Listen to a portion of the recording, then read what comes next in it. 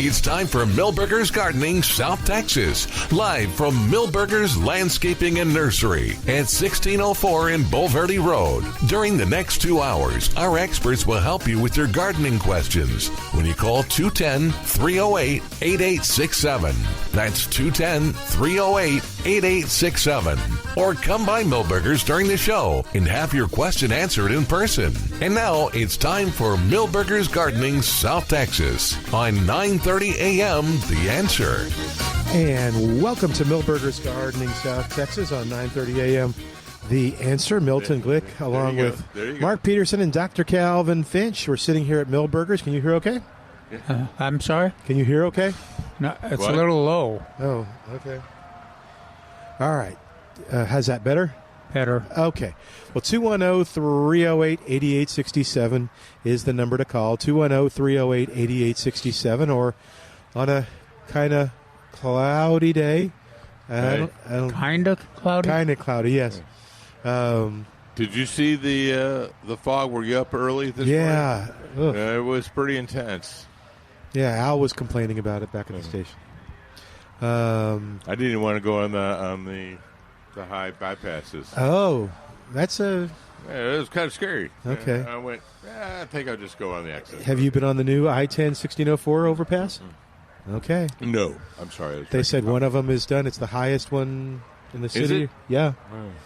So don't look around. Yeah, just focus on the road. Yes. All right.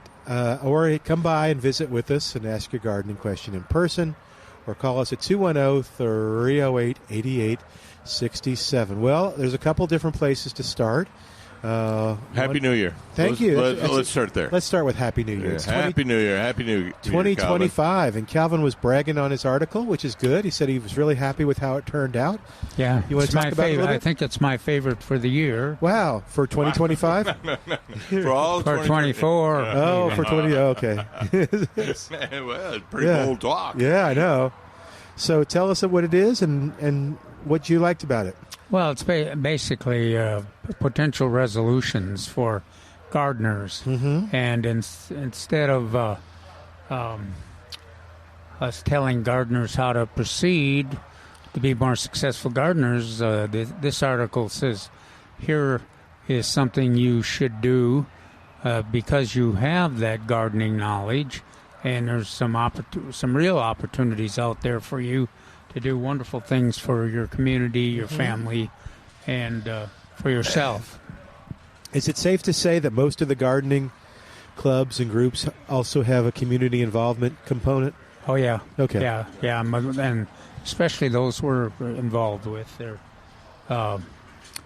We just ask Mark and I. We get scheduled up quite a bit on helping them on their educational programs. John Opiella had cornered me, and I will be speaking at the Men's Garden Club on March. Oh, okay. He wouldn't let me go. He wouldn't let me eat my cookies. But I know that GVST is involved with community projects, whether it's education or it's hands-on. Master Gardeners does the same. But I think the other ones, too, will find kind of their niche and be out there in the community, maybe doing a garden or doing something. No? Yeah. Yeah. Oh, good. Okay. Oh, yeah. So, I attended the Men's Garden Club this past Thursday, right? And they were talking about all their outreach and other community events for the next couple of months. Okay. So yeah, they're out. That's both a learning, a communal, and activity-oriented club. Are these events and activities that are coming up in January or January, February, March? Or Yeah. Okay, the third, the second, next 3 months? Yeah. Okay, we'll get them on here as soon as we can, and so they can kind of get people informed. And one of the things, too, I mean, it's important, I think, that gardeners get involved and stay involved in the putting together the regulations and the rules about using our water, or using the environment, the planting. You know, we want to have as much freedom as possible, and in our gardening choices, and that's possible if we're scientific and we think about the issues before we decide about them, and we make decisions based on what's best and what we're willing to enforce and back up. So it's kind of a neat discussion. Did you mention the Men's Garden Club, Mark? Did you have we had a chance to talk to the new president? Yes, I did. So that was one of the reasons. I also wanted to hear Andrew, because he talked about a topic which we will be talking about soon on the show. But I talked to Albert, and he was very anxious. I kind of left it a little open. I said, no time restraint except in the next couple of weekends. So yeah, so Mark's going to book. So I'll get a hold of him, confirm it, and then I'll have you talk to him as well. Oh, good. Okay, perfect. They've got a huge history, and it's exciting to see the new president that doesn't want to retreat from that history. No, he's very active. He's younger than me, or younger than even you, probably. Yeah. Wow. Well, yeah. What? He's in his 30s? Yes. 20s, 30s, or something. Oh, and there was maybe 6 to 8 new young people. Oh, good. At the meeting, which we're very pleased about. We tend to get a little long in the tooth at the meetings, but there was several students. Oh, boy, are you going to be welcome. I got a lifetime membership, so okay, they can't. Okay, but it was I was very pleased to see that, and so is Albert. Does the Men's Garden Club precede Master Gardeners? They were in existence before the Master Gardeners. Okay, that's what I thought. Yeah, and in fact, a lot of the key personnel, key volunteers that made organized the Master Gardeners were from the Men's Garden Club. Yes. Yeah. In fact, at the meeting, the Men's Garden Club Christmas meeting, they talked about one of them, Charles Bartlett, was a veteran Master Gardener, talked about the involvement and the insistence by some of the members of the club to get that Master Gardener program going and what role they played. So it was kind of a neat history to hear. Very cool, yeah. And Calvin said you couldn't make it to that meeting because... Yes. I was going to jump in. I was wrong. He was not. He hadn't passed. Yeah, Calvin apparently implied your lifetime membership was over. Yes. There was a brief silence, I guess, for me. They just moved on to the next order of business.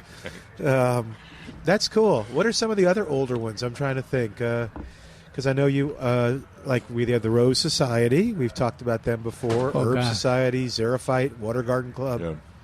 They're all about the same time. So I'm thinking Master Naturalist. Yeah. Oh, yeah. Master Naturalist is a latecomer to the bunch. Yeah. So and they feel a very good niche in the environment. Yeah, we need ecosystem. Need to connect with them too. I'll try to do that. Even the gardening volunteers of South Texas are relatively old to the niche. Yeah. So and they have a lot of the same people. You know what? A lot of same people are members of different groups. And that goes to what Calvin was writing about. Expand your knowledge. Don't necessarily be part of one group. Mm-hmm. That is good. However, think about expanding your knowledge to other types of gardening. Yeah, I do imagine that, let's just pick one. If you're a Master Gardener, that you probably belong to other groups too. That's true. Yeah. And and the neat thing about the choices that you have here in San Antonio is you can decide what emphasis you want, which group you want to participate in, and in their concentrations, but the training requirement and volunteer commitments are different for each of those groups too. Yeah. So the master gardeners, you have to go to the training, and you have to make a commitment to so many hours of volunteer service each year. How many hours is that? Is that 50 or 52 hours of class, or is that 50 hours of volunteer 50 service? hours of the class. And I don't know what the requirement is now. I don't either. But it used to be, actually, it was somewhere around 100 hours, but it also, I think, was early in the history, there was less emphasis on how many hours as there was just staying active and declaring that you're a member and that you realize your responsibilities in terms of, but actually the volunteer service early was not very many hours, but the actual average hours of the participants was very much higher than what the requirement was. So it's kind of a neat history. And there's a pretty elaborate history. Some of the Master Gardeners and the Men's Garden Club members have maintained and continued to write that history. Mm-hmm. Well, we'll have to, maybe he's even listening. David, of course, is going to be here next Saturday talking about houseplants and educating people. So far, we don't have a houseplant society that we know of. But we'll get David to talk a little bit about Master Gardeners and kind of what goes on, because that goes through the extension service, right? Oh yeah, yeah. So yeah, we'll don't let me forget to tap his brain about that. Talk about the pluses and why someone would want to be a part of it. There's not much there. What? Tapping his brain. Oh, okay. We'll just gently tap it. Okay. We'll just wrap like the raven. Nevermore. It's kind of another kind of aside. Mark was talking about the participation and different organizations. Paul Cox's widow and his son went to the Christmas party with the Men's Garden Club. That I wasn't there. And it was interesting to... But you're feeling much better now. To see the discussion about recognizing Paul's contribution. Good. And the role he's played. I think Mark probably agrees with me. Unbelievably, one of the most knowledgeable people in our, I still think botanical history. There's a lot of people that say it's the best. I think Paul was one of the best. It was the best botanist in our time. I think you're right. I agree with you. There's Lynn, and there's Marshall Infisk, and some of the early 20th century ones. But you know what? For speed, Paul, I just would hand him something, and he'd go, "Oh yeah, that's that. Oh yeah, that's that." Well, I think Milton's the same way. But when you talk about that, I think about some of the experiences we had with Paul on the radio, and I can't help but a smile comes to my face. Yeah, me too. What was the one about the Easter bunnies? Yeah, it was April. It was an April Fool's thing, and Paul was here, and he said that there was a new event coming up at the Botanical Garden for Easter. It was going to be a bunny release. And, because what could go wrong with releasing bunnies throughout the Botanical Garden? And then he said, and the children are going to be encouraged to go catch the bunnies, and if you catch the winning bunny, you win. And then he took it to an ugly, dark place. Yes. And we're going to hobble the bunnies a little bit to make it fair by cutting. It's like, oh, no, Paul. But that was Paul's sense of humor. Yeah, I thought, and then we'll have Last Chance Forever. Yes. Being a participant. Yeah. Last Chance Forever, and they're wonderful Yes, but what do you call that? What do you call the birds of prey? They have Raptors. A special. Thank you. Yeah, but yeah, no, I can. All the times we had Paul on there was always something fun, and yeah, he just boom. So what did the winning buddy get? Oh, he didn't say what the winning bunny not got. cooked. Yeah, the winning bunny Did not get cooked. He got his leg healed, and then yes, and the winning child got to eat one of the losing bunnies, I think. All right, hi Trace, help me here. Let's get off this topic. What's going on here at the nursery? We're just preparing, just like we talked about last week. It's better to be proactive, have everything situated so when you need to cover, you can in a quick way. Yeah. So we've got all our cloths already in the right places and measured to make sure that they're going to fit those spots. We've already taken in the tender stuff. And so we're just going to go from there and then see what actually happens Monday night, because we might do some little differences because it's supposed to be longer. Right. Oh, is it changing? Yeah. This morning when I looked at it, it was 8 hours below freezing. Oh, where do you find the number of hours? I did the math. Oh, okay. I got Sunday. So high tomorrow 77. That's a big drop. Wow. Yeah. Sunday night clear around 36. That's a 40-degree temperature drop. And then look the next night. Well, look at Monday morning. Monday. Yeah. Well, so I thought, okay. See, I can't ever tell on this when that is, the hour. I look at it by the hour. Oh, okay. I'll have to look at it by the hour. But yeah, so Monday it says sunny and high near 53, low around 31. So 31, and then Tuesday low around 35. Okay. Thursday chance of rain. Yeah, mine was a little lower. Yeah, it could be. Mine too.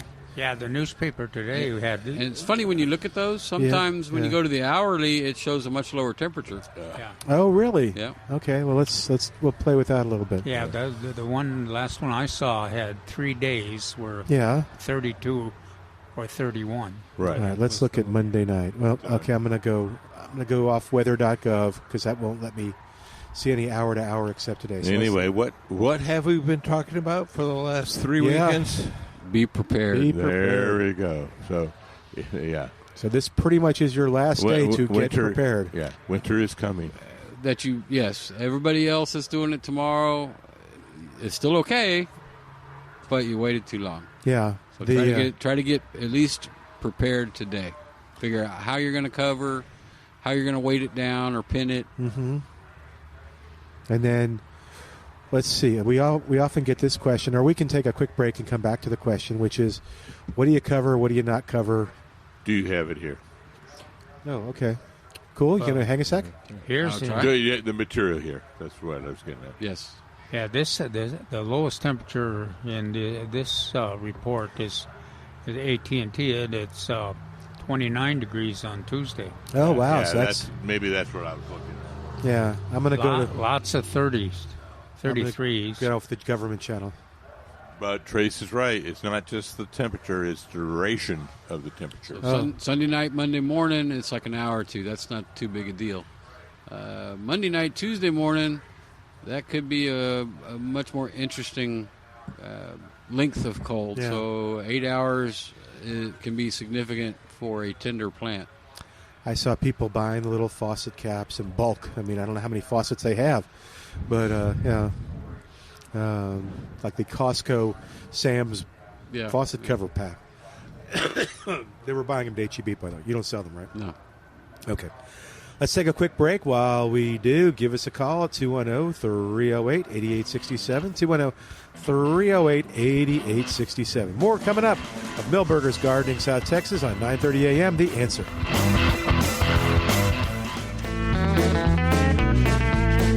And welcome back. Welcome back to Milberger's Gardening, South Texas on 9:30 a.m.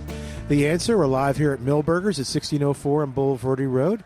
Encourage you to come by with your gardening question. I thought maybe that man had a gardening question, but he kind of, I don't know if he wanted to, I don't know. He's walking around. Y'all are scary. He's just admiring us. Is that it? He's going, no, y'all are just have scary looks on your faces. I guess so. hey, if you're looking for something fun to do, it's a new year. If you want to eat healthy, if you just want to eat better, maybe you're preparing stuff, make sure that Pruski's Market right there on Highway 87 is on your list. If, for instance, if you're looking for natural beef, not Millburgers, Pruski's has the Yanta Ranches beef, which is really absolutely great and has no added hormones, no antibiotics, and it's very, very popular over there at Pruski's. So you can check it out and learn what that's about by going to pruskismeatmarket.com. But if you're looking for great chicken, bacon, if you're looking for outstanding sausage, it's made right there. You'll enjoy it. It's an old-fashioned meat market where you can talk to the butcher, you can kind of pick your cut, all the things that you don't get to do quite as much anymore, or they're a little more difficult. So check them out. If you got some game watching to do or you're having family over, make sure you make a quick trip to Pruski's Market on Highway 87 and check them out at pruskismeatmarket.com. There's one of the teams has been winning games, hasn't it? Was that what is that university? Is it that one that Trace cheers for all the time? Yes. They're playing on Friday. Except they can't get you can't get them on TV, can you? I had to pay, but I think I'm done paying. Now that they're at a higher level, I think that would be more on the national TVs. Yeah, you would. Yeah. You would think. Yeah, when did that transition occur? I wasn't too long ago that their games were all. Disney owns one of the major TV stations as well as ESPN, so they can broadcast on any one of the ones they own. Yeah. Do they own ABC too? I don't know. I think it's ABC, but I could easily be wrong. I know it's one of the major stations. Let's see. Okay, I'm looking for dang it, come on. Work with me here, computer. So I got weather.com has 18% chance of rain today. I think Thursday was the big day. 82% that it won't. What's that? Yes, that's right. Sunny tomorrow, 32 for the low, according to weather. And then Tuesday, the low is 34. So, yeah, we had a lower on our little handheld ones. Okay. And then where we're at, we always have to count on it being 3 to 4 degrees colder than whatever they say. That's a good point. It's inevitable in this business. If you don't, that's when it's going to surprise you. Well, there's nothing really. And you can't wake up at 1 o'clock in the morning and go deal with that kind of thing. The officials are at the airport. The official weather computations are at the weather. We're about, what do you think, 100, 200 feet? No, not that much. 100 feet above that. So we're colder. In other words, we're colder. Okay. We're higher up. Well, there's really nothing stopping it. Nothing between you and the norther. Except a chain link fence. And there's nothing between us and Canada. a couple of fences, that's it. Yeah, that's it. Well, when I lived in Amarillo, that's what it felt like. You could see storms hundreds of miles away coming in. There wasn't much between you I think I was on the second floor. But, 210-308-8867, 210-308-8867. So what should you cover? What should you protect? What shouldn't you? What don't you? I'm probably going to let the Whoppers go. So in my mind, annuals are meant to be annuals. Mm-hmm. Let whatever's going to happen to them, and buy you a new fresh plant next year. Okay, and that would include the Whopper begonias. That would include the Whopper begonias. Most perennials that are hardy, I wouldn't even worry about. Although in our situation we have to because we want them to look good. Yeah. But there are some fine lines between tender perennials. So like Mexican heather, if you don't cover that, it's probably not going to be there next go round. Oh, it's not going to come up from the roots? And there's big stuff, tropicals. Like I had a gentleman this morning, he noticed when he was covering his plants that he had aphids all over his tropical hibiscus. Oh. And so I told him, I'd really rather sell him a new hibiscus next year. And then instead of trying to deal with the aphids and the cold. And the cold. It's not a matter of if we get cold enough to kill it, is when. Can I tell you my hibiscus story? Sure. And it enforces, it validates what you said. So we had a hibiscus. It was outside. It was tropical. It died down to the ground. with the cold, we just said, okay, we're just going to see what happens. And we cut it, and it started coming back. So we felt like we were geniuses. About the time that it came all the way back was pretty much like in November, December. So, yeah, it'll come back, but at least my experience was... Well, this gentleman actually surprised me because he told me he's had it in the ground for 15 years. Wow. So, obviously he covers, and I'm assuming he mulches the trunk. Sometimes that's the difference between life and death, throwing a bunch of mulch on the trunk and pulling it back away when the weather warms up.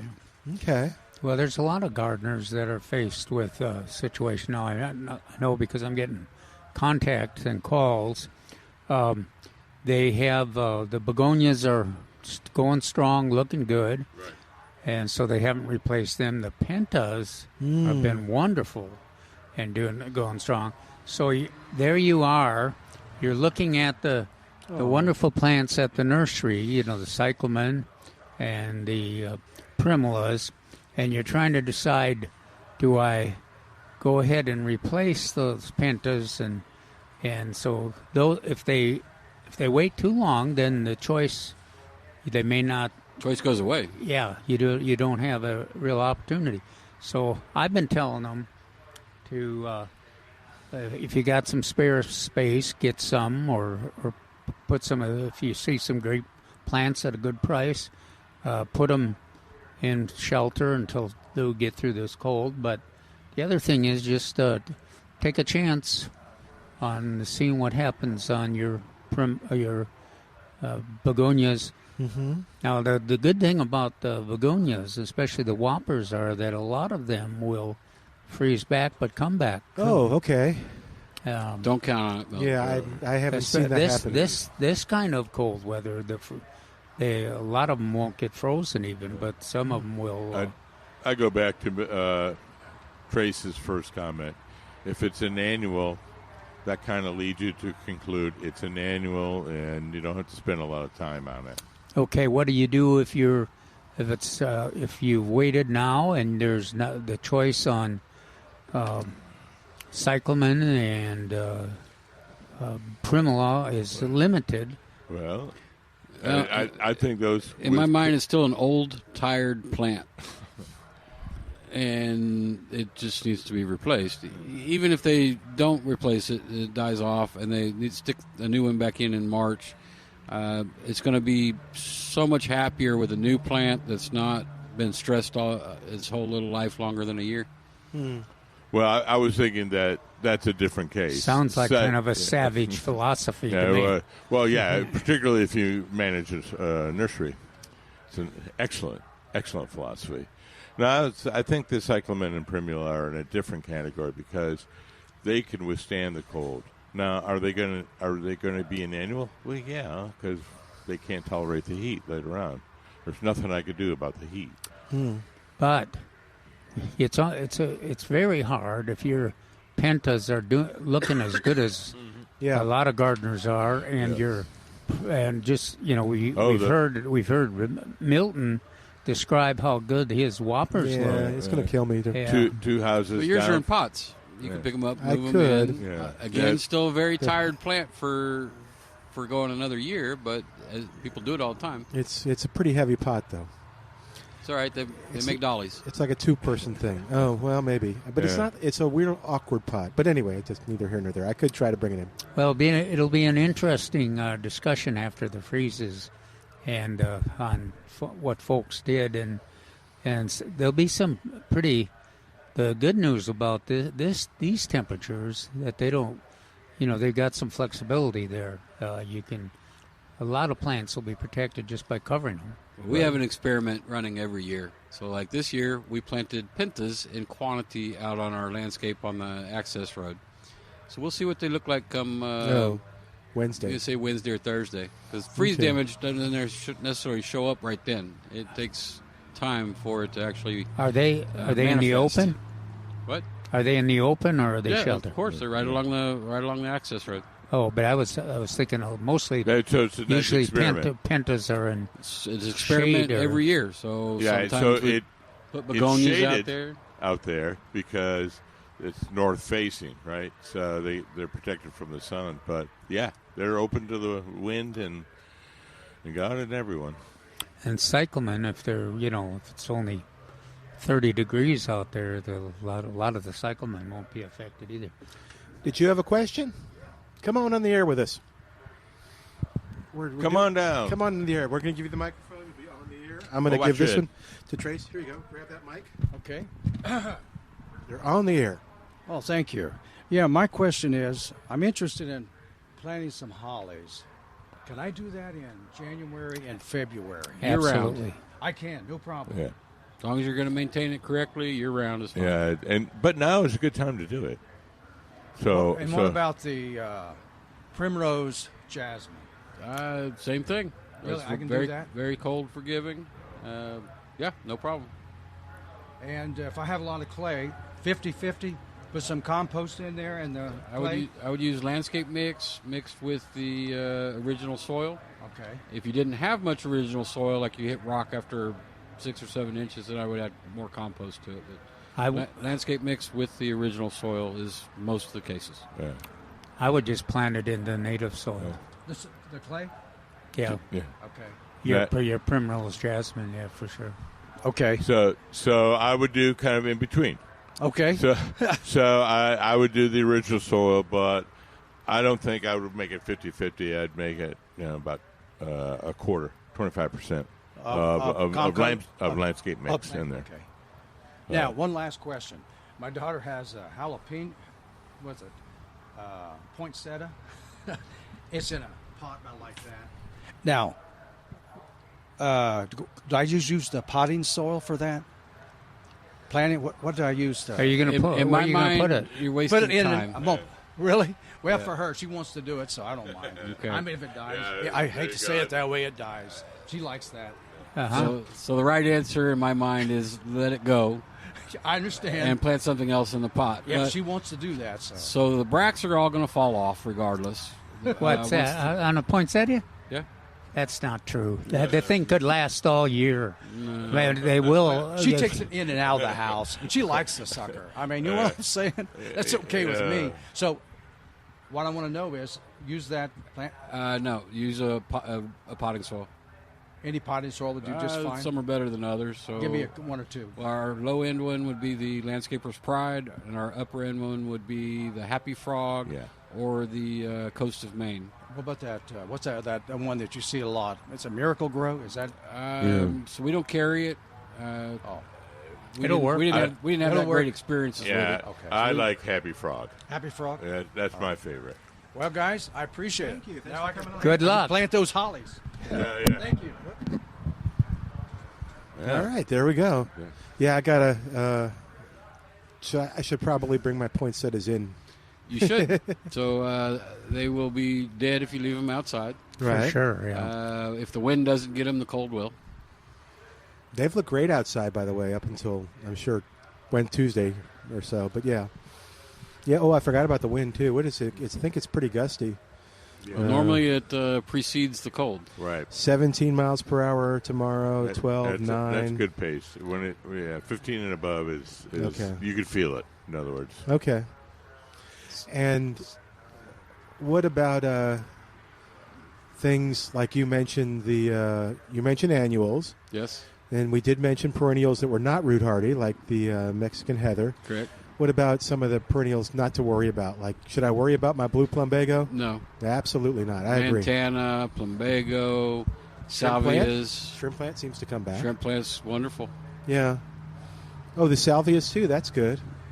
Can you think of any, Calvin, besides those that he mentioned that just don't worry about it? Because Mint marigold, coreopsis, basically everything I've got here. Yeah. Oh, okay. What I was going to say is go down our list of our usual perennials, native and adapted perennials, and that's Okay. pretty much everything that's going to be root hardy. Yeah, Okay. you can go overboard. oh, You want to you want to make a decision about the plants that are most likely to respond and that you want to live through the freeze, and then there's some that Trace mentioned that definition of the annuals or they're perennials, and we don't expect them to keep their foliage through the winter. The one I think that most people get confused about are going to be hibiscus, bougainvillea, and purple fountain grass. Okay. Oh yeah, that So purple fountain grass is. If you don't cover them or move them in, if they may or may not be there. Now, what The about neat perennial thing- hibiscus? Well, that's different ball game. Yeah. So that's actually okay. So both versions, Altheas are perennial hibiscus, and then the mallow hibiscuses. They're meant to. In fact, most of ours, the top's already died off. The fountain grass is particularly easy. Oh, you don't have to be too fussy. You just dig the root ball out of the ground. And you can leave it out if you want in the shelter or greenhouse. Yeah, but it needs to be protected some way or another. But just that one. Yeah. All the other grasses, they're going to brown out, no problem, come back out again. But that one has issues. Yes. And should I don't have much time before Monday, so should I hand water the yard? And if you're going to do it, you're going to do it today. Okay. I think you could text your wife and get it started. Yeah. So somebody at the Men's Garden Club brought up fruit tree growers and their spraying of the water on the foliage, and I'm going, do I say anything? I don't think you could not. I did. I saved myself. But then somebody was watering their grass an inch, and the quantity always gets underneath my skin a little bit. I like that quantity. I know you do. It's the frequency that it's the frequency. Yeah. Anyway, but the listeners out there, commercial fruit growers do. When it gets right at 32, is that what? If I remember correctly, Calvin, if it gets right at 32, they'll spray it. But if it goes way below, it's no sense doing it. But it has to stay on the entire time. Yeah, yes, it does. Yeah, that's the key. Yeah, that's the key. Is that just as long as the water is there, because it preserves that temperature, and then the plant will be protected. And then, unfortunately, people translate that to mean that you just pour some water on the plant and then you can quit and it'll be protected. It won't. No. So we also had a lot of people calling us that saw us like the day before. Of course, we put out a press release. So people are calling me and says, do I water my yard? Do I water my yard? Well, what we have said on this radio show and what I said to them is you should have watered it before. Make sure it's well maintained. And then you don't need to water it emergency because that doesn't do any good. 12 hours before doesn't do any good. Yeah, if you have a reasonable history and plan for watering, that really does make a difference on survival and freeze. But the last minute watering is not going to be a factor, other than to drive you crazy and waste the water. All right, we're going to take a quick break. While we do, give us a call, 210-308-8867, 210-308. If you have any questions about plants and whether to cover them and how to protect them. And Trace, too, when you come back up, I don't know if you're coming back up or not, we'll talk about what we have here to protect. All right, back after this on 9:30 a.m., The Answer.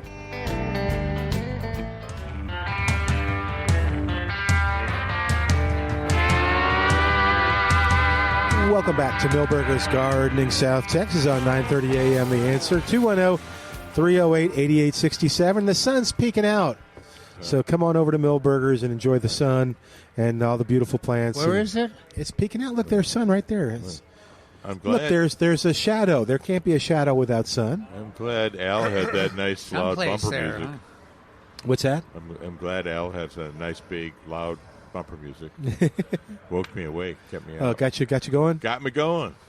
All right, 210-308-8867, the number to call, 210-308-8867. Uh-oh, we may have another question coming up. Hi. Question?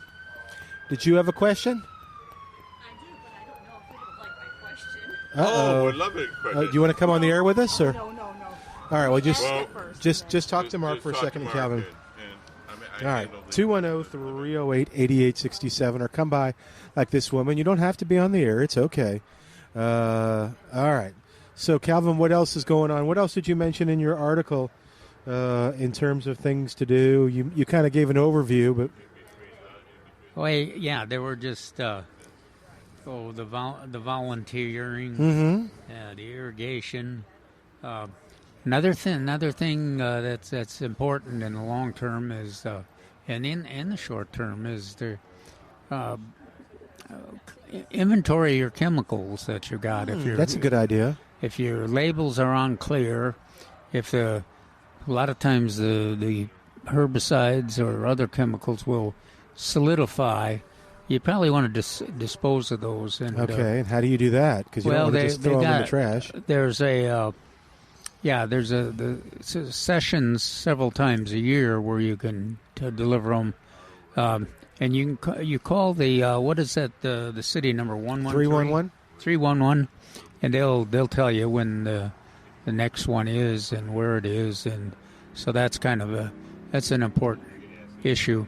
And the chemicals aren't, if they've gone to that state, or if you can't remember what they are, the label is chewed off, and they aren't useful anymore anyway. So you should get rid of them. And in the of course we mentioned belonging to an organization. The emphasis on the one of the most important things is, and we talk about that quite often, is that one of the great things about water conservation and environmental progress here in San Antonio is that our volunteer organizations and our gardening organizations, our gardeners, have participated in coming up with the rules, coming up to a consensus. And so if you can, if you're willing to do that, there's just a lot of organizations, your local church, your local school. Of course, the San Antonio water system they've got some committees, CPS. They've got committees that are important for that, and you want to participate if you can.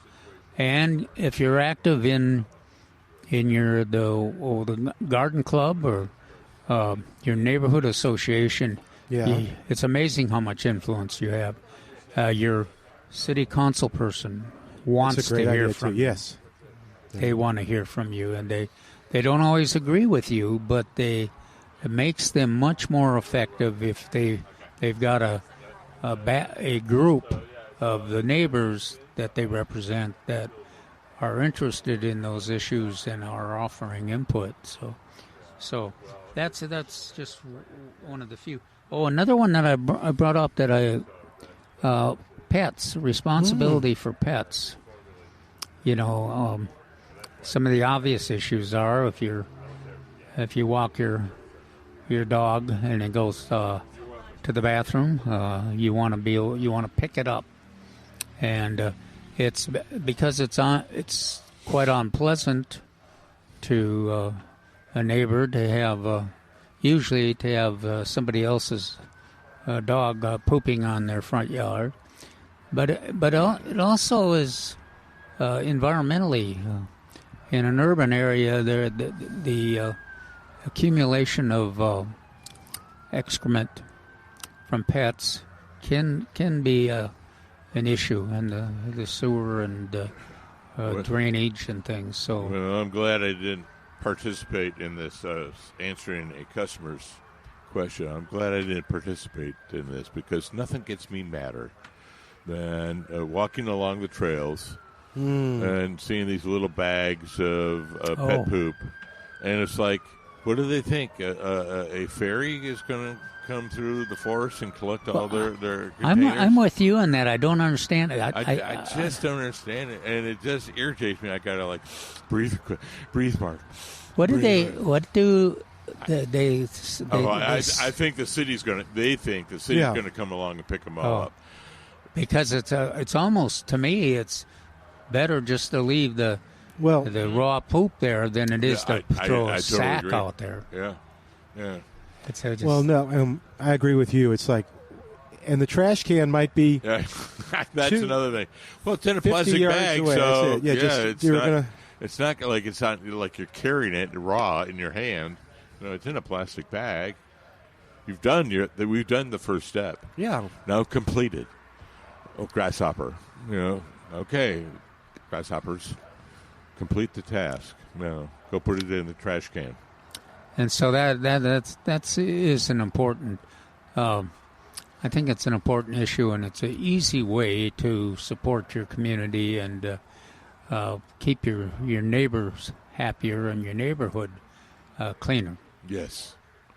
Now that I live not in an apartment complex, which was also dangerous, but I live on a city street, it's people coming by. Some of them are very good, and some of them are not so good. I'm leaving it. And then it's in the street and the sidewalk.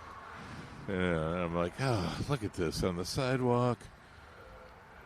Now you're supposed to ask me, well, Mark, did you do anything about it? Well, Mark, did you do anything about it? No. Okay. I just walked away.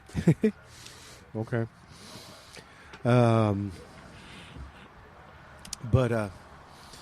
No, it is irritating, and yeah. And then if you really want to be angry, if you're not paying attention and you're walking through your yard and you step in some, It's like, you know it wasn't your dog. There's another issue that I mentioned in the article that I haven't mentioned in the past. Well, I mentioned it in other articles, but in terms of a way to participate on the monarch issue. Mm-hmm. Yeah, do we want to declare that the monarchs are endangered? Then it's as we well know, because we've listened to two great, wonderful authors that have explained what a complex question it was. Is the monarch population threatened? Is the fact that their migration numbers are so fluid and change so much, does that mean that they're endangered? It's hard to draw that conclusion. But if you don't move quick enough and make some plans to address it, you're liable to lose that population. So it's not an easy question, and it's one I think that we've had a good response in our community. Our classes aren't the only effort that contributes to the health of the monarch population, but it shows us what a interest that our gardeners have in the monarchs and learning more about them and trying to grow native milkweeds. So that's another issue to. And that goes back to your doing things differently. I mean, I have a feeling that you're doing the classes gave people the opportunity to learn something about something they really actually were interested in, cared about. But yeah, and it's I think one of the neatest things is that you actually there is a potential there if we can increase the number of native milkweeds that are growing and blooming out there in producing foliage out there in our backyard gardens. It will have an effect on the monarch population, especially since here in San Antonio we're kind of at that we're at channeling area. Yeah, we are. It's very important for us around this area. Leah Marlowe with the River Authority always reminds me, don't forget, Mark, milkweeds are only one side of the coin. You got to have the feeder nectar plants on that as well. And we got to make sure that everybody's providing enough nectar plants for these monarch butterflies. Yeah, in fact, that's probably the easiest gap to fill, and the in terms of your landscape, because those plants are almost all of them are attractive, and they not only contribute to the success of the monarchs, but it also contribute to all those wonderful butterfly species we have in the San Antonio area. All right, we're going to take a quick break and come back and talk a little bit more gardening right after we get you caught up with the news. Our phone number. That little twerp. He's having fun. He's pulling. 210-308-8867. 210-308-8867. Let's go, Mom. Let's go. Yeah. He wants to go. He wants to go shopping. He's got issues here. Yeah, we take a break and come right back on 9:30 a.m. The Answer.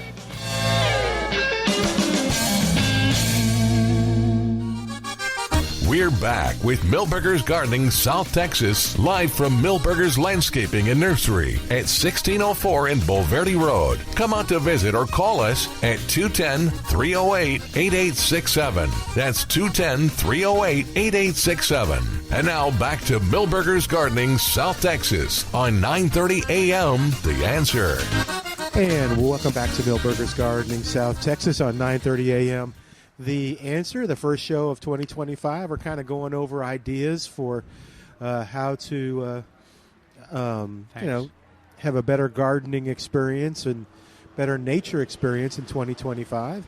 210-308-8867. Did you want to discuss what that woman was talking about, or was it really wouldn't? Yeah, I think so. She's Oh, wait, I'm sorry. We got to get to Tripp. I'm sorry. Tripp's, hold on. Don't go anywhere. Tripp's on the line. I forgot he called right before we went to news. You do that to me all the time. Not all the time. Tripp, welcome to Milberger's Gardening, South Texas. How you doing, man? I'm doing good. So I got a plastic pot that it's about a 15-gallon, and I've got a blackberry bush in it, and it has all the long vines on it that are all green. Do I need to cut it back? This is a blackberry? Yes. What are they? Did they have berries this year? They not this year. They did last year. Yeah, well, so it's an interesting question. So Calvin's going to get into it about this. Okay. Yeah, the blackberries are the stems have the fruit 1 year. Then you remove those stems, and then the new stems come up. So if these were the stems that had fruit in the past, then you would cut them out. If these are new stems, you would probably leave them. I would suspect they're old, but that doesn't sound like it. Yeah. So it's like, well, if they have had fruit on them, you cut them anyway. You're not going to protect them, in other words.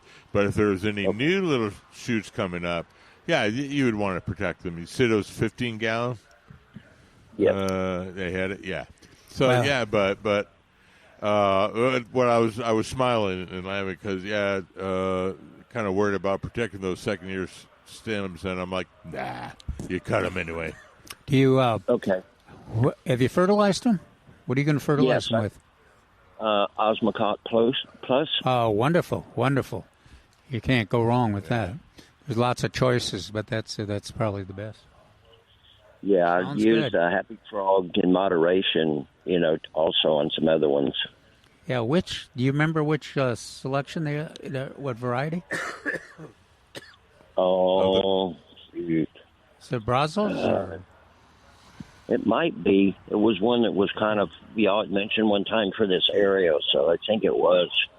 Yeah, it's Kiowa, Brazos. Kiowa's a great one. The thornless was Rosenboro, but it never panned out. The thornier, the thornier it is, the better it is. That's my for. Well, it's got them all over it like a grandma's rose bush. I just might prune everything down. Well, I was just when you brought that up, I remembered my wife who had blackberries growing in containers. At least for the first 4 years she did. And then the next thing we knew, they were growing everywhere from they've kind of spread from the containers. Yeah, But they weren't that's how this is going. they weren't plastic containers. She was into wood whiskey barrels, and of course they crumbled into pieces. Sounds good. It looks like you're on the right track. Okay, so I did have another monarch sighting. I didn't call y'all last weekend, so the weekend before, he was really flying around trying to find something to eat, and I just didn't have him on there. So I had this butterfly bush. He was able to kind of get on it. That's good. Was he? But he was. Sounds like he was pretty active and healthy. He was very active. Yeah, he was very active. He was floating around and flapping, and he was somewhere. He got some nectar. So yeah, that sounds good. I guess hopefully he got his nectar and then made his the rest of his trip. I was going to say it made it. Hopefully made it down to Mexico. Sounds good. Thanks. Y'all really got me into this now, so I'm really concerned about them. Good. Oh, that's great. Yeah. Well, think about. Have you come to any of those classes that we've sponsored? I've heard them, but I just need to say I'm going to get and go tell the wife. Yeah. I'm We'll go. just we'll keep a track of see if there's a date that fits you, and you'd certainly be welcome. And you it sounds like you would help us and help that overall effort too, because you're interested and knowledgeable. Yeah. Well, during the 1960s, I used to run around with the butterfly net, and then I would, put them behind the glass. I had all different kinds, everything really? back then. And yeah. So, and I was up on it when I was a kid. I had the book, but a lot of it I lost. I'm 60 years old now, so I lost a lot of it. But I'm going to get back into it. It's pretty cool. Yeah. Sounds good. Good deal. All righty. We'll be looking forward to seeing you at one of the classes. Yeah, we'll keep talking about it. Are they up? We don't know the dates yet, do we? We do. We have tentative, but we have to finalize them with all our partners. Okay. So good. Keep listening. Okay. Right. Thanks, guys. Thank you, Trip. Thank you. Bye-bye. 210-308-8867. All right. Now, Mark, I'm sorry. The question that she was talking about. I can't. Can you remember what the issue was, Mark? I can't remember what the. Well, what she was talking to me while you and Milton were conversing. So a very common. I tried to assure her this is one of the most common questions we get. One of the most common. Please, this is a common question that we get. Plants growing in fences, gaps, and in chain link between wooden planks, fences, and chain link fences. Yeah, the chain link is kind of tough. And what to do? We can't really dig them up. And I said no. And she was worried about, rightly so, putting anything in the ground to kill anything, any herbicide. Oh. And I said, well, we promote this one product called Cut, Vine, and Stump Killer. She was going to get it out and write it down. I said, Cut, Vine, and Stump Killer. It's taken me years to not say Cut, Stein, and Vine Killer. It's Cut, Vine, and Stump Killer. Chemical is called trichopyr. And what's neat about it, you cut the offending plant, and you put a couple of drops, maybe 2 to 4 drops on, depending on the size and diameter of the plant, and then that will work its way down to the root and kill it. So it's very effective that way. It's very clean. And she was worried about getting it on her hands. I said, "Now you won't even get it on your hands because of the applicators that are in the product." It's relatively inexpensive too. I got a question, Mark. See what your opinion is. I was got kind of inspired and was pruning some of the hackberries and things out of the front area, and I just kept cutting I love my little chainsaw.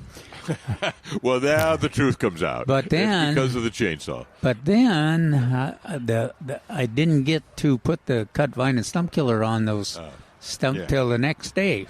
What do you think? Do you think they'll be effective? Until how long ago was it? Next day? One next day. Maybe. And they were, unfortunately, some of them were pretty big stumps. Right.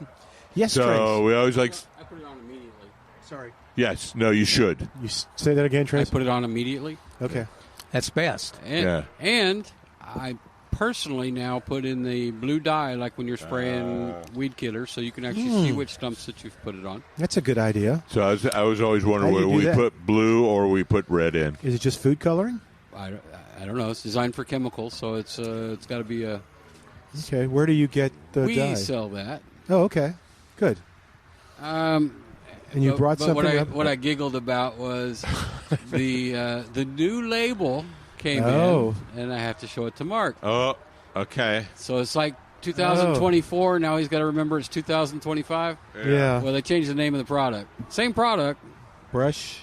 So, this is actually clearer on what it does, although cut, vine, and stump was kind of clear. Left the word vine out this time. Yeah, so it's brush killer dot stump killer. You know, and I'm glad they did because I never quite found it practical for vines. Yeah. You would have to camp out there and keep it. Yeah, to get the eyedropper out. Yeah. Now, the last one I bought. I've ever had trumpet vine that you really wanted to get rid of. Yeah.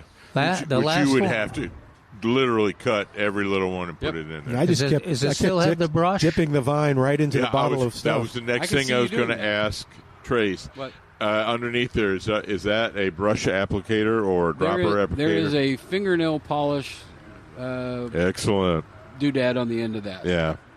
So that's really good. So I'm sure just one brush or maybe two brushes, or depending on the size and diameter. If you put the blue on there, you can tell exactly where you've got it and where you haven't. Mm-hmm. Yeah, so I would do brush applicator. I would do the fresh cut, and I would also do. I would cut it 2 inches above soil, and I would put it on the fresh cut, and I would put it on what's left of the stem. So this lady, the stumps for trees were going through the chain link up pretty high. And you can't always do 2 inches. Yeah, you can't do always 2 inches. However, I would do it immediately, or within 20 minutes. At the latest. But I find myself, without the blue dye, wondering, did I get that one? Did my wife get that one? But Calvin, your question is, so the tree, depending on the size of the tree, it won't necessarily close up everything. So it could work. But if it does, it would only be killing partial parts of the cambium layer. And it'll be a test. But you know that when you've got a real thick, when you've got a thicket of those kind of unwanted plants, you don't always get the, and they're a little larger than which is advised. Uh-huh. So you don't always get a clean cut, even with stump killer.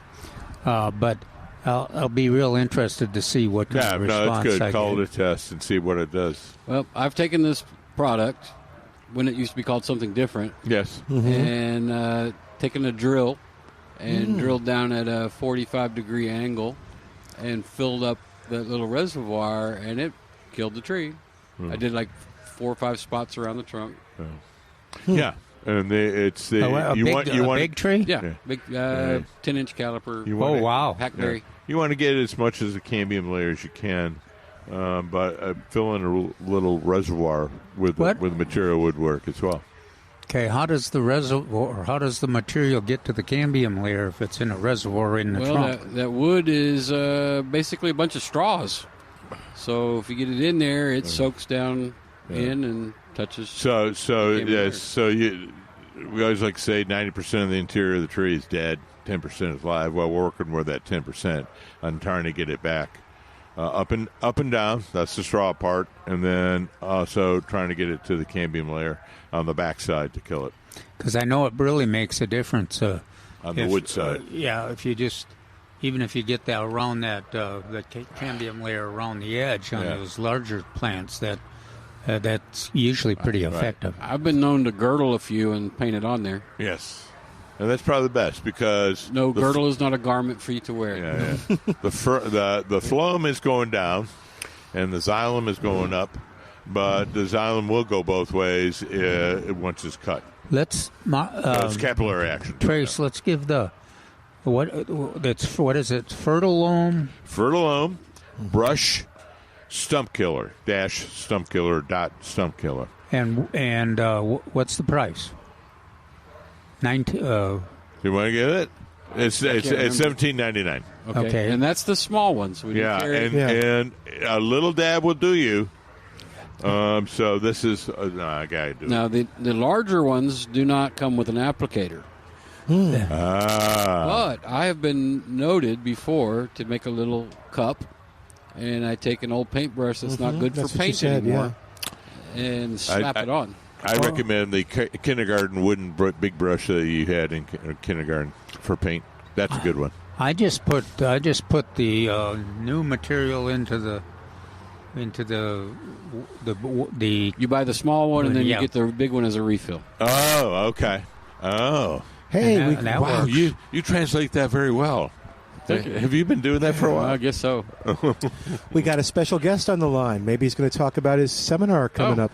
David Rodriguez is on the line. Hi there, David. What's happening?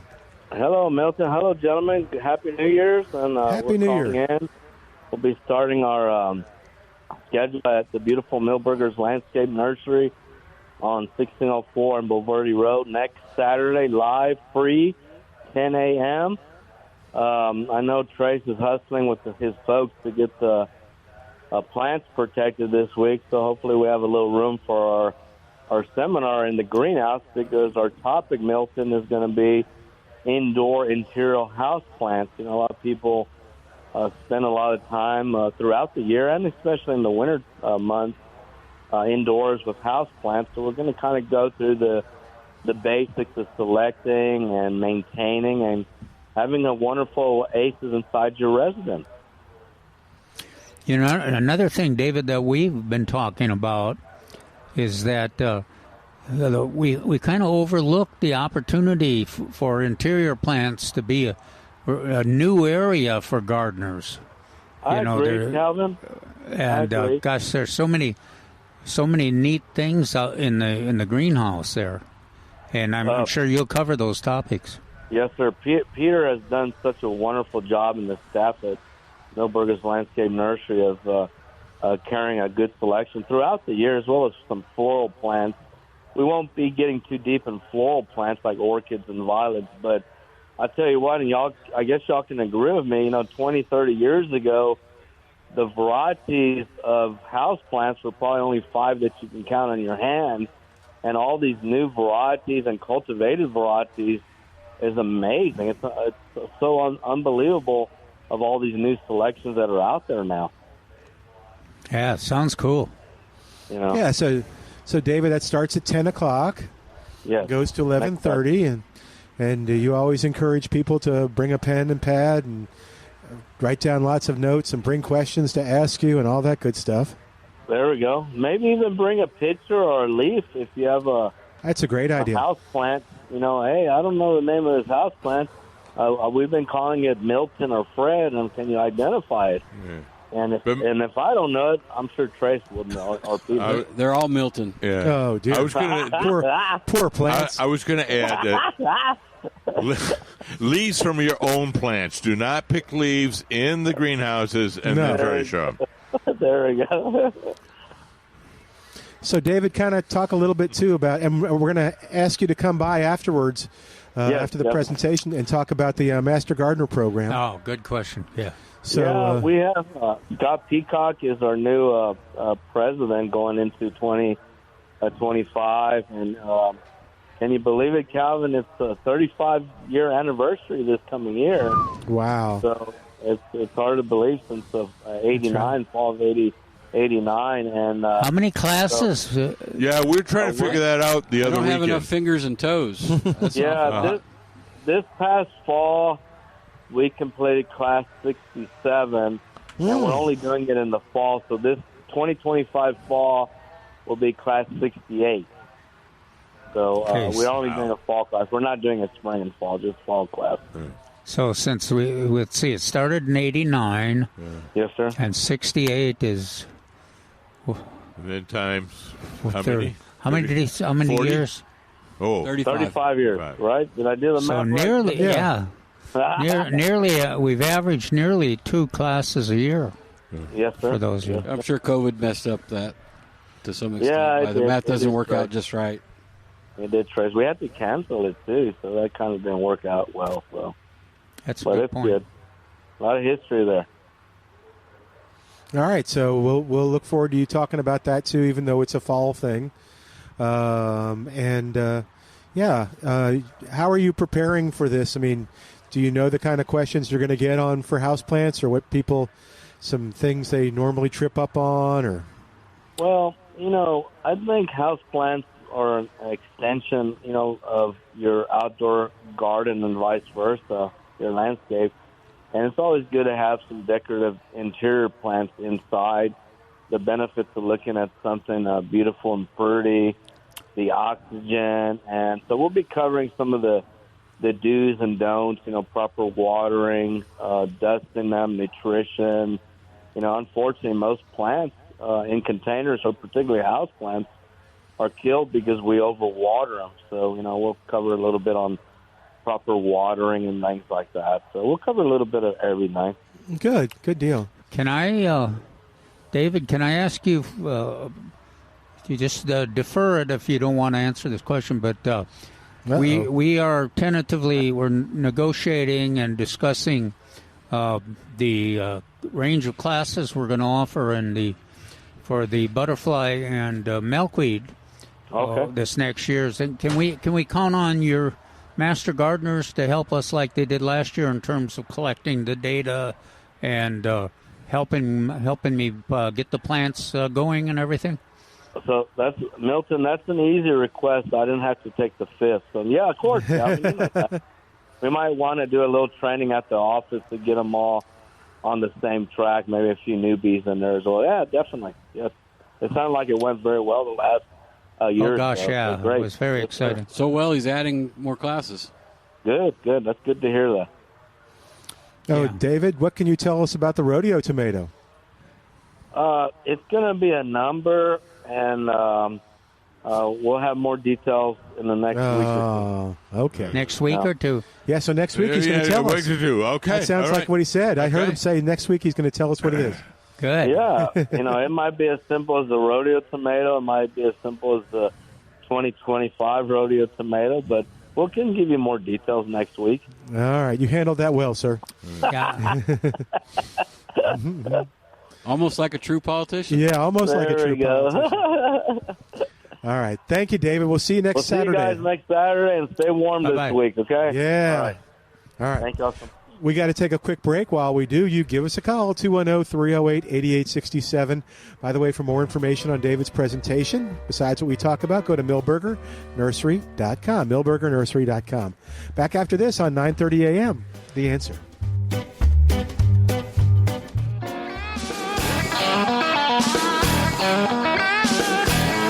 Welcome back to Millburgers Gardening, South Texas on 9:30 a.m., The Answer. Milton Glueck, along with Dr. Calvin Finch, Mark Peterson, answering your gardening questions at 210-308-8867. Thanks again to David for calling in and promoting the event next Saturday from 10 to 11:30 here at Millburgers on houseplants. Again, that information at millburgernursery.com. All right, 210-308-8867 is our number, 210-308-8867. I'm trying to think of, there was a question I had before we got to David, but I've kind of forgotten it. This is the problem when we're dealing. It's wonderful to work with old people like that, Mark, but sometimes it's a problem. Milton forgets and. What is he talking about? What? I forget. I forget. Well, we were going to discuss at some time during the day the materials that can be used to protect your plants. And now that Trace is gone, I can't ask him whether we have. Oh, okay. Is it the Insulate or Thinsulate, or what name does it go by now? I always say Woven material? insulate. I know. That's why I'm asking you, because I noticed in the article you said Insulate, and I'm like, what is the proper name now? Yeah. Anyway, woven material covers it all, or spun material. And I think is that the one he sells in the sheets? Yes. Kind of like you can either buy it prepackaged or buy the yard type thing? Mm-hmm. Okay. We'll ask him when he comes running back here. But that's one of the products you can find. Yeah, so that's probably one of the better products. Blankets, old blankets. I don't know what else. What else do you mention in your article? Do you remember? No, I don't mention as many as I used to. Okay. Things like tarps and sheets and. We don't like plastic.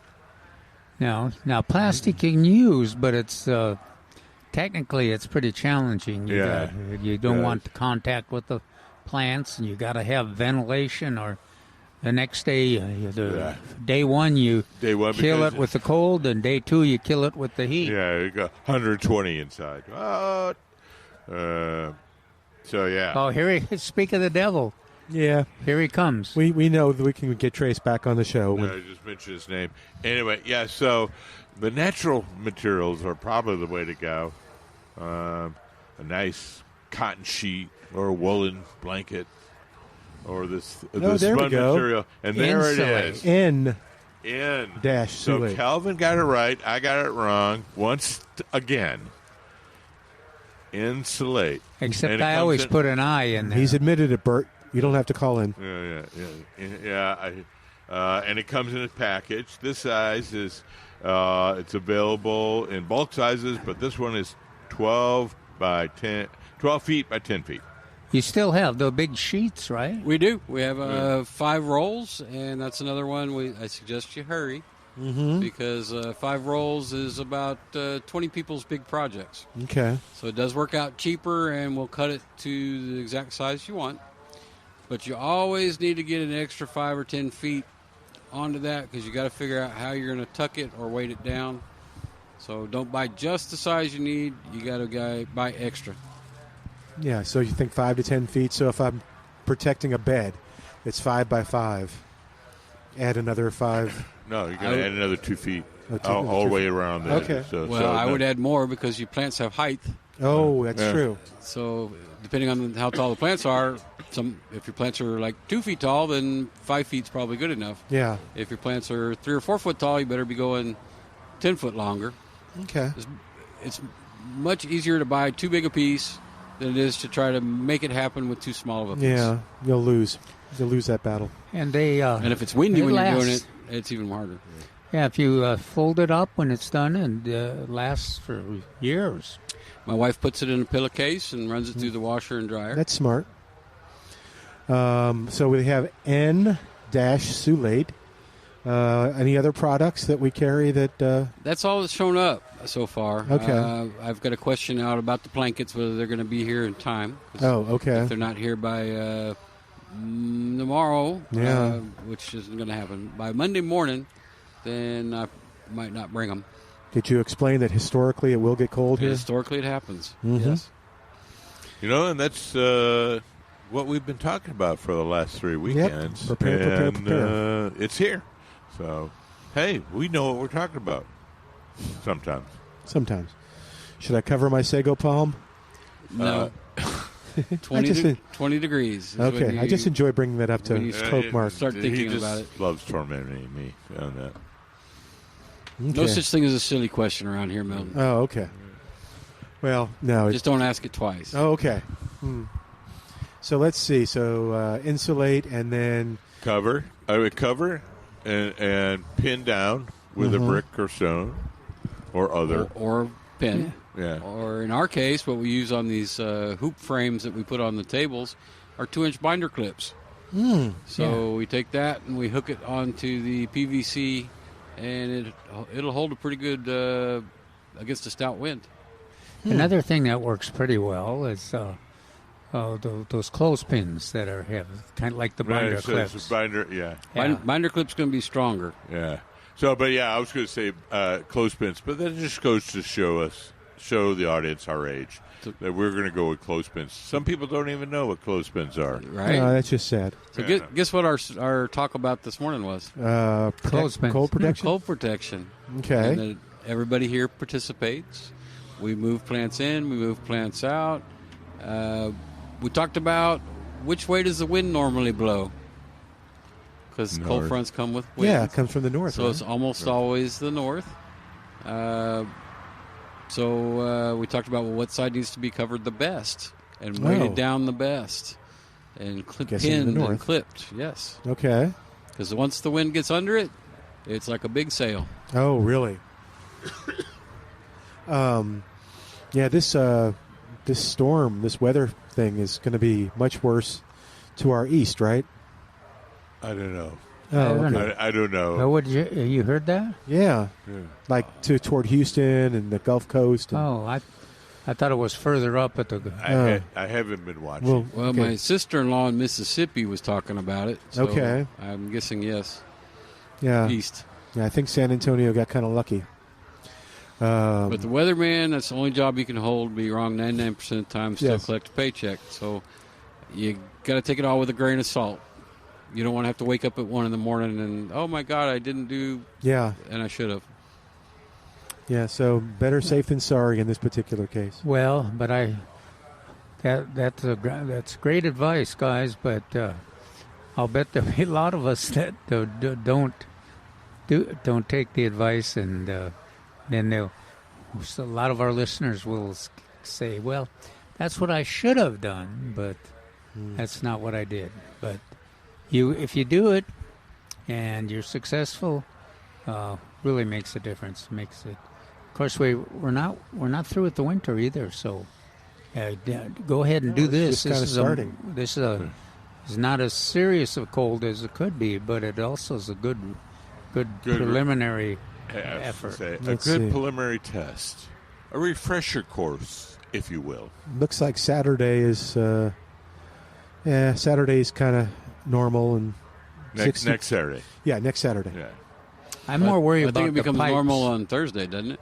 It's I guess so. Yeah, 44 degrees is the high. But on Thursday, but the low is 38. Yeah, but on Thursday we get some precipitation. Says 56% chance of precipitation, and that's the highest chances this weekend. What is the low that they're showing? For which day? I mean, just period. 29 is the lowest I saw. Yeah, I see 32 is the lowest. That's Trace and I have seen 29. Monday morning. Yeah, let me see. That early? Yeah. Well, yep, 32 Monday. It could dip tomorrow night, Monday morning, but the 8 hours I saw was you can look at it as Monday night or Tuesday morning. Yeah. Okay. Yeah, that 28 is. Yep. It will be cold when you wake up. Yeah. How about citrus? If it's in the ground, do I cover it or do I do special? Is covering it enough? Depends a lot on what kind of citrus tree it is. Okay. If it's a lemon and lime and you don't cover it, it's gone. Okay. Or could be gone. Okay. And how much? Likely. How much protection will the insulate give me? How many it's degrees? A couple of degrees, but it's for short periods of time, which our normal freezes are. Okay. So 8 hours below freezing, I'd probably double it. Oh, really? But two. Sure. So do you get 4 degrees? Well, you get a little bit longer. Yeah. Because you've created more dead airspace. Yeah. Okay. The airspace in between the two is what's really significantly giving you the insulation. Now, if you've got a heat source, that'll help. Mm-hmm. Yeah, heat source. We got 2 heaters in our greenhouse. Okay. And what do you suggest besides heaters in the greenhouse? Well, you usually go with the chicken bulbs or something. Well, the hatch poultry heat. But you got to make sure that everything's set up where if the wind blows the cloth, it's not sitting on the thing and creating a fire. Yeah. Well, but that's why it's good to use a poultry lamp because they're pretty easy to. They've got good coverage. The other thing that really works well are the mechanics lights because you face them. You've got the coverage too, and you face them the direction you want. Even you could face them down, up. In the old days, we used Christmas lights, C7, C9, but nowadays they don't produce any heat. Yeah, So if you got old ones, those would work. Don't use the LEDs. LED. They'll be pretty lights, but they won't. No heat. No. Yeah, so skip the LED lights. And, trouble with I always had trouble with Christmas lights because they're a pain to put down and a pain to put up, whereas a poultry light or a mechanic's light is a little much easier to deal with. And you can put that, if you got 5 or 6 citrus trees, you can have one of those tough extension cords and just hook all your mechanic's lights right on them. And they work pretty well. And speaking of Christmas, let's talk again real quick about the tree recycling. Okay. So we actually have 10 of them up there right now, but we took a couple of trips yesterday. So we don't care where you bought your tree. Right. We'll recycle it for you. Please take off the stand. Please take off the lights. Please take off the ornaments. Yes. We want the tree just like you bought it. You would park. You'd go into the register. They will, at that point, have you sign something. And you're going to get a 20% off coupon that's good for, I think, then all the way to like mid-February, somewhere around there. Yeah, I think that's generally. And then you pull down. The guys will take your Christmas tree out. We'll haul them up. And then we will rent a big grinder at one time and take care of all of them at once. And then they will get dispersed on our ball and burlap trees. Okay. Do you care how tall the tree is? Nope. Okay, because I think the city is asking that it has to be 6 foot or less, or you have to cut it in half. Yep. Nope. Nope. Okay. And you don't care if I drive through the neighborhood and pick up other living Christmas trees? Nope. Okay. Do I get a coupon for each tree, or I got to come back? If you want one, sure. Okay. There we go. You've also that's on the website, millburgernursery.com. You've also got 90% off all Christmas decor. We do. People are loading it up. Okay. How's the stand? Is it looking pretty good still? We went from 3 displays on Thursday to 2 displays yesterday to 1 and a quarter today. Okay.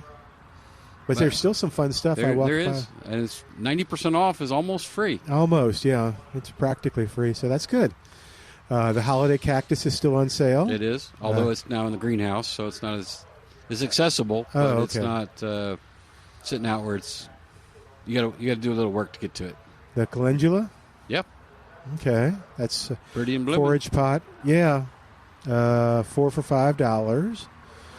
Cyclamen. Yep. 4 for $20. We do. Yeah. Primrose, same thing. Pansies came in spectacular this week. And they're 4 for $5? They should be 4 for $5.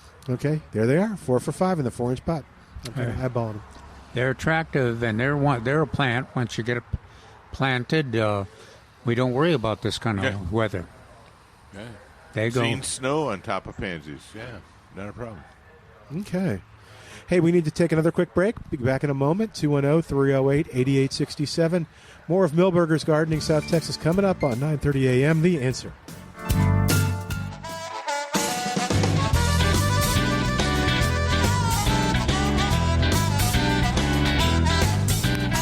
Welcome back to Milberger's Gardening South Texas on 9:30 a.m.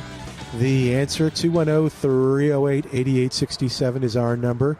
210-308-8867. So the deciduous trees, are they pretty much done what they're going to do?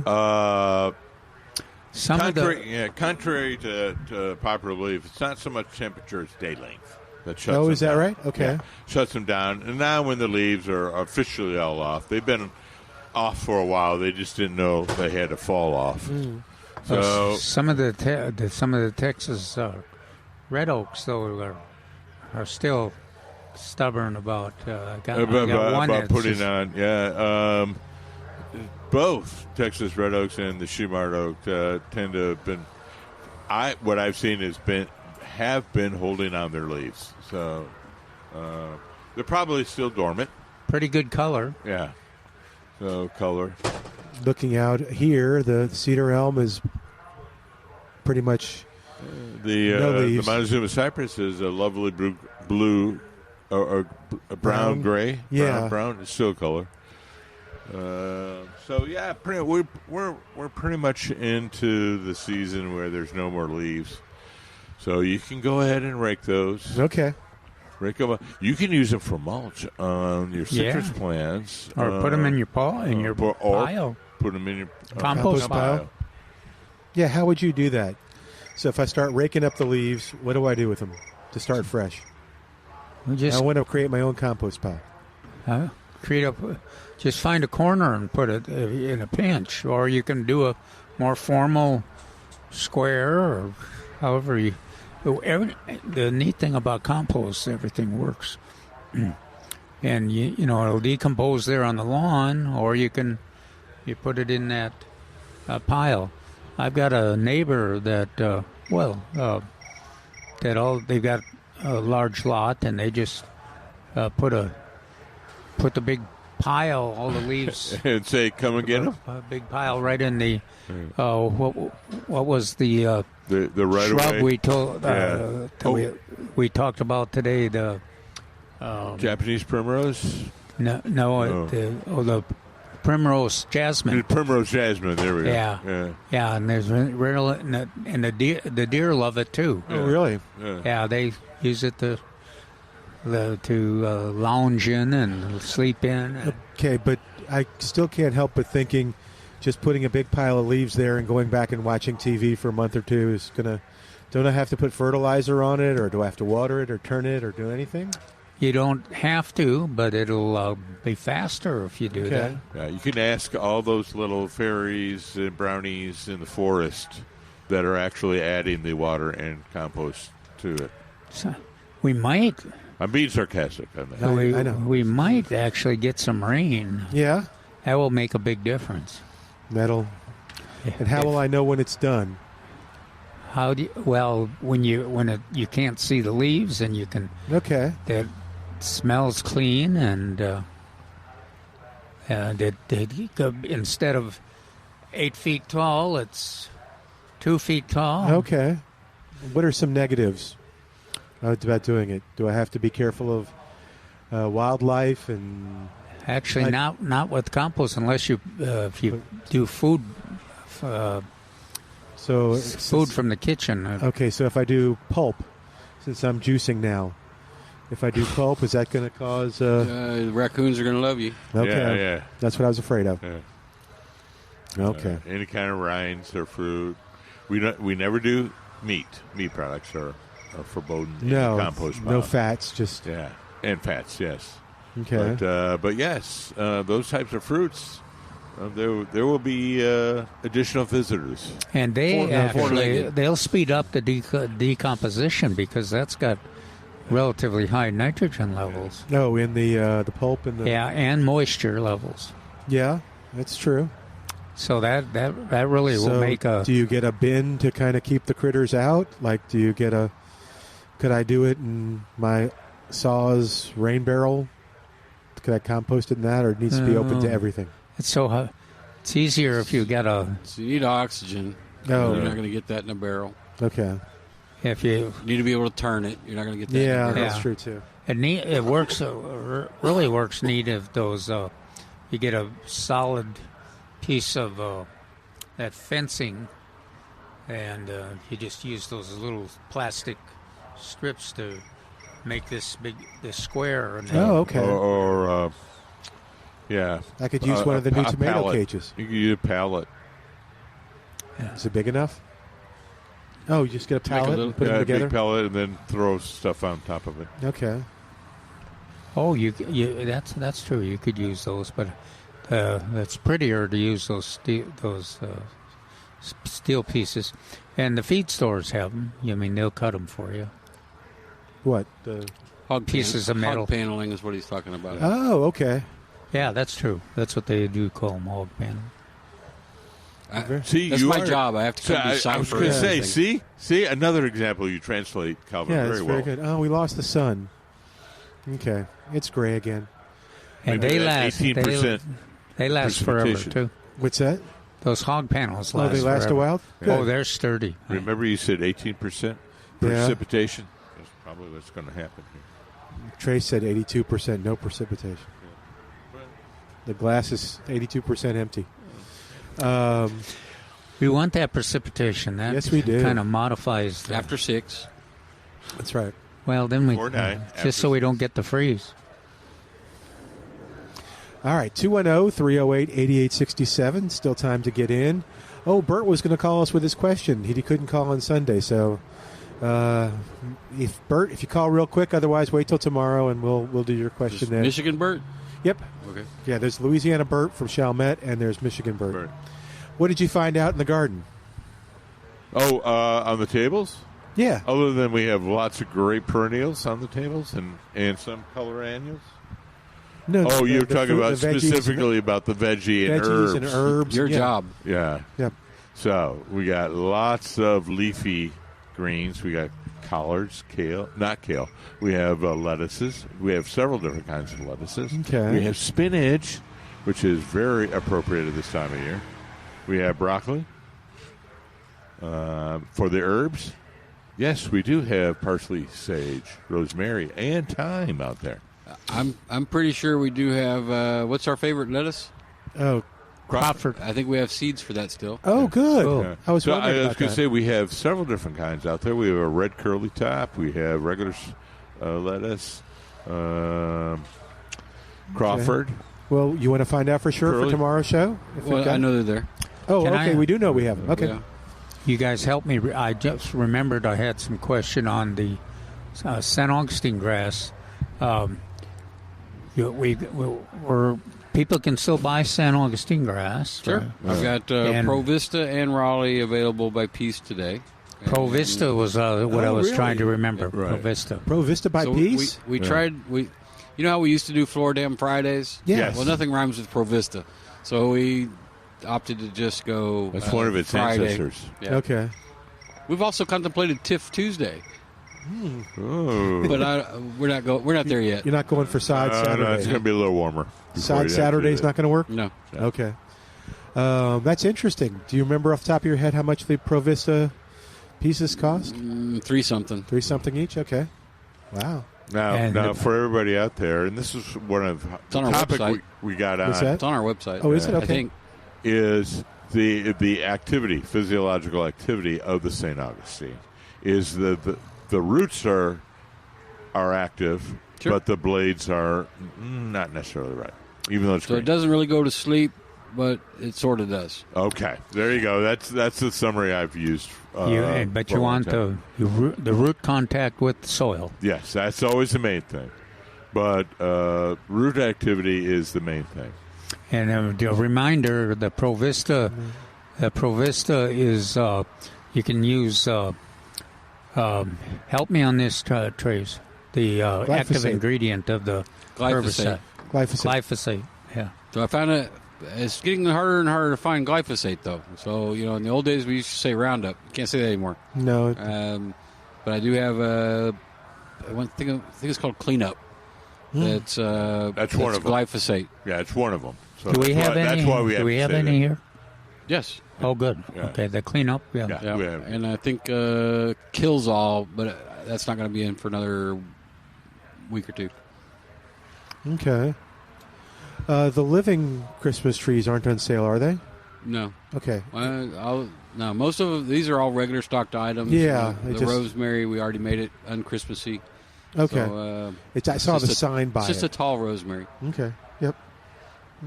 And we have the decor at 90% off. Yes, we do. Are there any Grinches left? I think they're all gone. No, they're gone. Oh, man. Cool. All right, Tracy, you want to get the last word in as we get ready to go to break? Be proactive. Do it now. Don't wait for the wind to pick up. Get ready and figure it out while you have the time. Mm-hmm. Don't wait till tomorrow night. No, so when tomorrow, you don't have the time. when we come here tomorrow, will these things be covered? Or they'll be being covered? They're already prepared to cover. Right. And the cloth is cut and sitting by the individual items. I see that. 100%. So we will start at about 3 and do everything back here. Okay. And then as soon as that's done, we'll start on the tables. Okay. And that's another thing, too, is that's why you want to... But I have an army. Yeah. And most people don't have armies. Well, that's why you want to go to a nursery like Milberger's, who has a vested interest in taking care of the plants. Yes. It's there are other places that you can go, although the prices are the same. Trace pointed that out last week. Is they don't quite have as much emphasis maybe on taking care of. They the don't care whether you're successful. Yeah, it's true too. All right, we're going to say goodbye for today. Bert, you call us first thing tomorrow. We want to hear from you. Thanks to Trace, Calvin. Thanks to Mark. Thanks to Al back at the station getting your calls on the air. And David will be next weekend. Yeah, we'll talk to David next weekend, but we'll tell you more about that tomorrow. I'm Milton Glueck saying goodbye from everybody at Milberger. See you tomorrow back here at the nursery, 1604 on Boulevardy Road on 9:30 a.m.